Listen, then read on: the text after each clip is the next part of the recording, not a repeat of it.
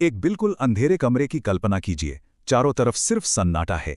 अचानक एक माचिस जलने की आवाज आती है और उस एक छोटी सी रोशनी के बीच एक बेहद कमजोर, मिट्टी और पसीने से सना हुआ किसान नजर आता है। उसकी आंखों में एक ऐसी लाचारी है जो किसी को भी अंदर तक डरा दे। अब ये किसी सस्पेंस मूवी का सीन नहीं है, बल्कि 1770 के बंगाल की एक दिल दहला देने वाली सच्चाई है। आज के इस ऐतिहासिक विश्लेषण में हम एक ऐसे सफर पर चलने वाले हैं जो जितना खौफनाक है उतना ही जरूरी भी। हम बात करेंगे उस फसल की जिसने लाखों जिंदगियां पूरी तरह तबाह कर दी, और उस बगावत की जिसने आखिरकार सदियों की खामोशी को तोड़ दिया। तो चलिए सीधे इस मुद्दे की गहराई में चलते हैं और समझते हैं कि आखिर नील को एक श्राप क्यों माना गया। जब हम इतिहास के पन्नों को पलटते हैं तो कुछ आंकड़े सीधे दिल पर वार करते हैं। जरा इस संख्या पर ध्यान दीजिए, 1 करोड़। 1770 के आसपास बंगाल में जो भूखमरी आई थी उसमें लगभग 1 करोड़ मासूम जिंदगियां खत्म हो गईं। सोचिए, सूखी फटी हुई जमीन, एक खून जैसे लाल आसमान के नीचे लाखों परिवार बिलक बिलक कर मर गए। ये इतना बड़ा नंबर है कि हम और आप शायद इस दर्द को पूरी तरह महसूस भी नहीं कर सकते। फटी हुई जमीन पर बिखरी हुई लाशें, ये एक ऐसी भयानक सच्चाई थी जिसे भुलाना नामुमकिन है।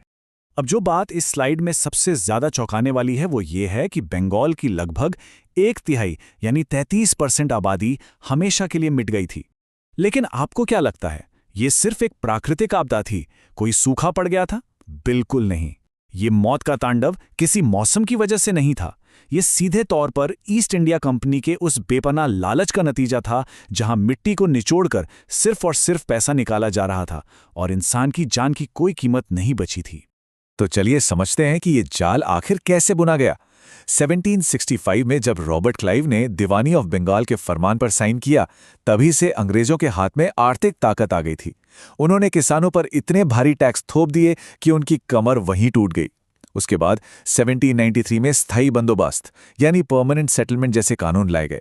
इन सब का मकसद बस एक ही था, किसानों को एक ऐसे कर्जे के जाल में धकेल देना जहां से वापस निकलने का कोई रास्ता ही ना हो। ये गुलामी की वो शुरुआत थी जिसमें बेड़ियां लोहे की नहीं बल्कि कानूनी कागजों की थी। उस दौर में ना दुनिया दो बिल्कुल अलग हिस्सों में बटी हुई थी।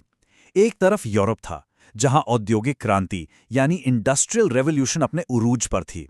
लंदन के आलीशान महलों में बैठे अमीर लोग जिन खूबसूरत नीले फूलों वाले कपड़ों को पहनते थे, उनकी मांग आसमान छू रही थी। और दूसरी तरफ था बंगाल का वो अंधेरा और पसीने से भरा सच। किसान इस नीले रंग, जिसे उस वक्त नीला सोना या ब्लू गोल्ड कहा जाता था, उसे उगाने के लिए अपनी जान गंवा रहे थे। एक का आयशो आराम लिटरली दूसरे के खून और पसीने पर टिका था। इस नीले सोने को हासिल करने के लिए ब्रिटिश बागान मालिकों ने एक बहुत ही खतरनाक हथियार निकाला, सत्ता अनुबंध। ये अनपढ़ किसानों को धोखे से फंसाने का एक लीगल तरीका था। होता क्या था कि हथियारों से लैस ब्रिटिश लठियाल्स गांव आते थे और गांव के मुखियों और मासूम किसानों से जबरदस्ती इन कागजों पर अंगूठे लगवाते थे। जो किसान अपने सबसे उपजाऊ खेतों में चावल उगाना चाहता था ताकि उसके बच्चे भूखे न मरें, उसके खेत जबरदस्ती इस नील की खेती के लिए छीन लिए जाते थे। आप इसके खिलाफ आवाज भी नहीं उठा सकते थे। ये पूरी तरह से एक जबरदस्त ठेका था। और इन सब का जमीन पर क्या असर हो रहा था? जब मैं मरी हुई मिट्टी कहता हूं तो ये कोई मेटाफर या कवि की कल्पना नहीं है, ये लिटरली सच था। नील के पौधे की जड़ें जमीन के बहुत अंदर तक जाती थीं और मिट्टी के सारे पोषक तत्वों को बड़ी तेजी से खींच लेती थी।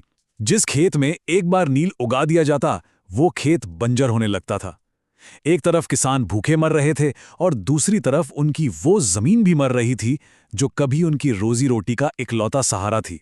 जमीन का हाल तो खराब था ही, लेकिन अब जरा कारखानों के अंदर का मंजर सोचिए। उन थके हारे भूखे मजदूरों की कल्पना कीजिए जो कमर तक आने वाले नीले, जहरीले और बर्फ जैसे ठंडे पानी में लगातार 8 घंटे तक खड़े रहते थे। उनका काम था उस नील के घोल को लकड़ी के डंडों से लगातार पीटना। अंधेरे और धुएं से भरे उन कारखानों में मजदूरों की आंखें बिल्कुल खोखली हो चुकी थी। जिस्म जवाब दे रहा था, पर आराम का कोई चांस नहीं था। ये सिर्फ श्रमिक शोषण नहीं था, ये मौत से भी बढ़कर एक ऐसी स्थिति थी जहां उनकी मेहनत की कीमत कौड़ियों के बराबर भी नहीं थी। लेकिन हर जुल्म की एक हद होती है, राइट? एक वक्त आता है जब सब्र का बांध आखिरकार टूट ही जाता है। और यहां से आता है इस कहानी का सबसे बड़ा टर्निंग पॉइंट। मार्च 1859, सालों के अत्याचार, भूख और कर्जे के दबाव ने बंगाल के किसानों के अंदर एक ऐसी आग पैदा कर दी थी जिसे अब बुझाना नामुमकिन था। ये वो वक्त था जब हमेशा सर झुकाकर चलने वालों ने सीधे आंखों में आंखें डालकर जवाब देने का फैसला किया। सदियों की खामोशी आखिरकार टूट चुकी थी।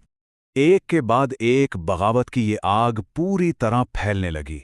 रात के अंधेरे में मशालें जल उठीं। हजारों किसान तलवारें, तीर और भाले लेकर सीधे नील के कारखानों पर टूट पड़े। और सबसे कमाल की बात देखिए, इस लड़ाई में वो अकेले नहीं थे। गांव की औरतें भी अपने घरों से निकल आईं। उनके हाथों में बर्तन, चिमटे और चूल्हे के लोहे थे जो उस वक्त किसी हथियार से कम नहीं लग रहे थे। यहां तक कि कई स्थानीय जमींदारों ने भी इस बार आम किसानों का ही साथ दिया। जो अंग्रेज लथियाल्स कल तक इन किसानों पर कूड़े बरसाते थे, आज वो डर के मारे अपनी जान बचाकर भाग रहे थे। ये एक पूरी कौम का एकजुट होकर खड़ा होना था। यहां पर सबसे अहम बात यह है कि ये सिर्फ कोई मारपीट नहीं थी, ये आत्मसम्मान की लड़ाई थी। जब इस बगावत के बाद नील आयोग यानी इंडिगो कमीशन की बैठक हुई तो वहां का मंजर निहायत ही जज्बाती था। एक आम किसान जिसका नाम हाजी मुल्ला था, उसने एक ब्रिटिश जज की आंखों में सीधे देखते हुए एक ऐसी लाइन कही जो इतिहास में हमेशा के लिए अमर हो गई। उसने कहा, मैं भीख मांग लूंगा पर नील कभी नहीं उगाऊंगा।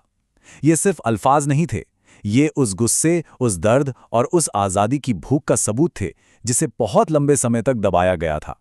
और इस ताकतवर बगावत का नतीजा क्या निकला? ब्रिटिश हुकूमत मजबूर हो गई और उन्हें नील आयोग बनाना पड़ा। फैसला किसानों के हक में आया।